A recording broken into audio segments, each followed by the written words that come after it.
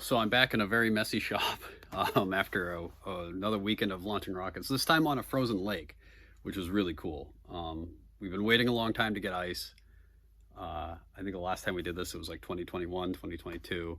But there was like 12 inches of ice out in Lake Winnipesaukee. They were actually landing airplanes on there. It was awesome. So this adventure it started off as a joke Facebook post. But we were wondering, can you build an Estes rocket this big and then put a motor in it this big and have it survive? Spoiler alert. Come on, baby. Yeah, there it goes. You did good, man. Yes, it made it through max Q. Yeah, you did. That was awesome. That was awesome.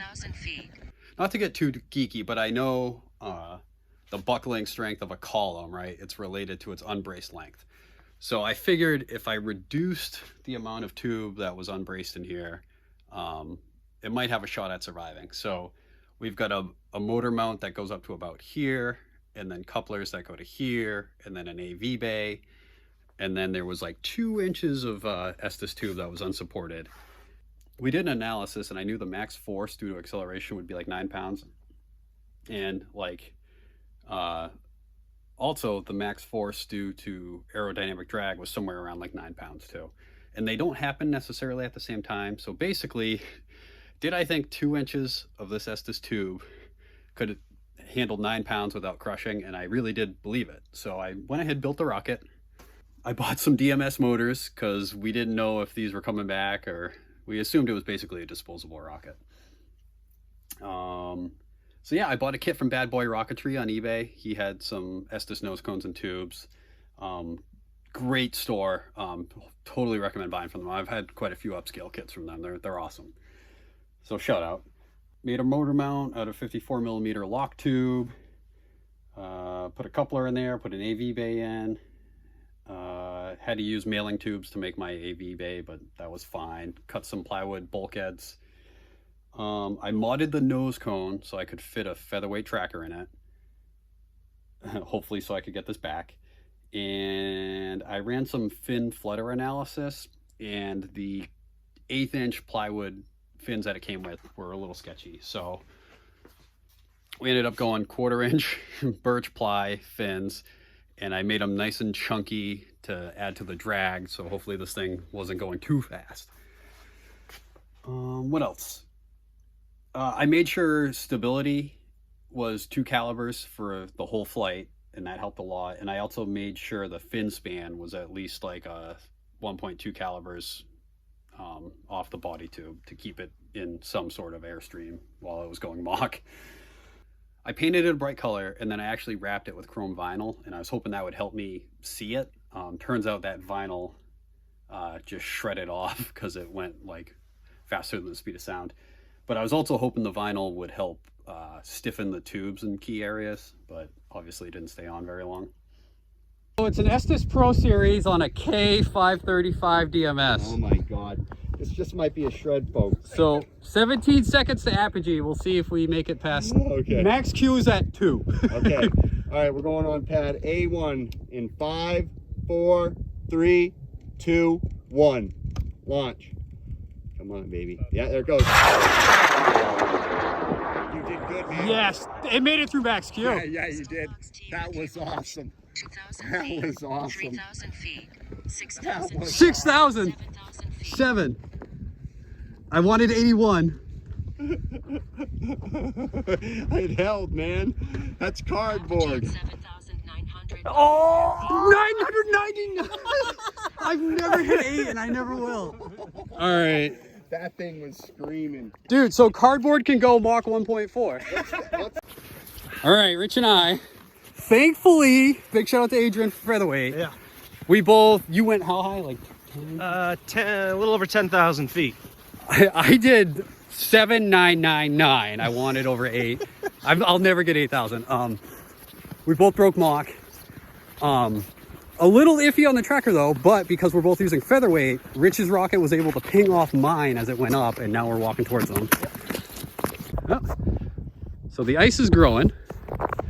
Stand next to that pressure ridge so you can like look at. It'd be a bad day to hit that in the truck. right, we've been walking for a half hour and I see an orange shoot. I sure hope that's mine because I'm getting tired. Whew, there it is. So we've been walking out with our spikes because I don't want to fall in. But yeah, I don't know if you can see that. But it was a bit of a walk. Oh yeah, thank goodness the snow plugged her up. Because who knows how long that would have been sliding for. But yeah, motor's still there, all 3 fins. The harness is a little scorched, but you'll get that on these tight jobs. AV bay, nose cone, top flight. Honestly, that little burn was from ground testing, so we got it. Here's Rich. There's where we launched. Now we gotta go find his rocket. It went another 2,000 feet higher than mine. Somewhere out here. I don't know. I don't know if you can see Rich, but I got his rocket. He didn't have spikes. Oh, he didn't have spikes, so I ran ahead, but I had to outrun this thing. Oh my goodness. Woo! And this is the crazy thing. The only damage was this like tiny little zipper on the edge of the tube. The rail button stayed on. The fins stayed on. I'm just gobsmacked. Cool. And look, this is how we used to always do motor retention. Just masking tape right around the motor tube. That's like 2010 style right there. So yeah, a lot of people are wondering like, what's it like launching on ice? It's pretty similar to summer launch, but you just can't bring as much stuff. Basically, you got to get yourself a sled. This is a big ice fishing jet sled. And you got to fit your rockets and all your tools in there. Other helpful things, where is it? Get yourself like a cooler. Get yourself a cooler and throw some of those hot hands in there, those chemical heaters, and then put all your batteries and electronics and motors in there. It'll keep those warm. What else do I like doing? Make sure you dress warm like you're gonna go ice fishing. Neck gaiters are very helpful, and then you can cover your face with those when it's windy. I like throwing a blanket in there so I can put that on the ice and work on it. If you don't have a GPS, bring binoculars, because it's like a flat lake, so you might be able to just use binoculars and see like a chute way out in the distance. Make sure you wear waterproof boots. Don't bring sneakers. You're going to get soaked and then frozen. And bring micro spikes. Some people call them hill sounds, but these are basically spikes that you can put on your boots so you don't slip and slide. Those are also wicked helpful. Hand warmers. Don't use cardboard rockets, even though this is a cardboard rocket. Once they hit the snow, they start getting wet and swell up, and then, I don't know, it's bad news. So do as I say, don't do as I do, I guess. Make sure you bring lots of snacks and water too. Like on this day, my buddy and I, we had to walk over like 5 miles to recover the rockets, and you have to walk a mile just to get out to the pad too. So we walked like 7 miles that day, and we did not bring enough snacks and not enough water. But yeah. So all said and done, the altitude matched my sim pretty close.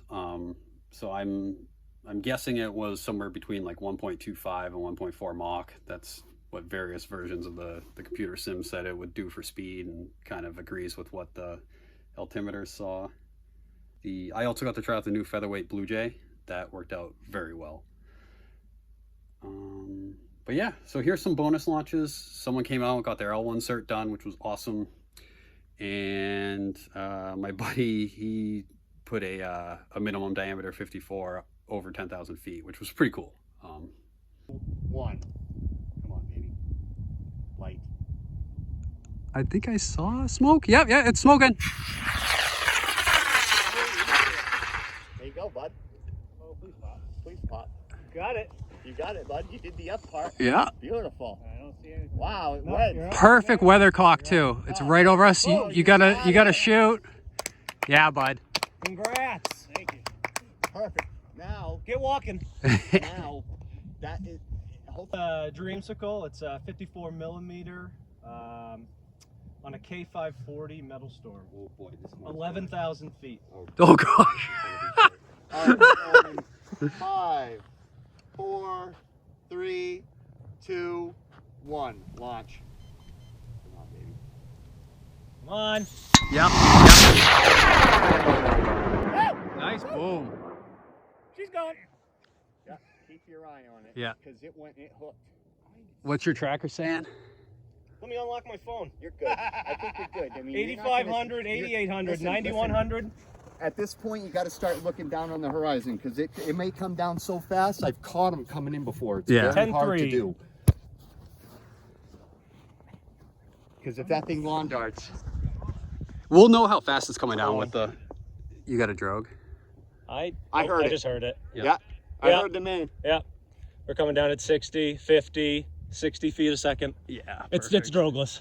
It struggles. Okay. It's drifting. you're good, you're it's, good. It's drifting horizontal faster than it's falling. Is it? Oh, yeah, there's So yeah, thanks for watching.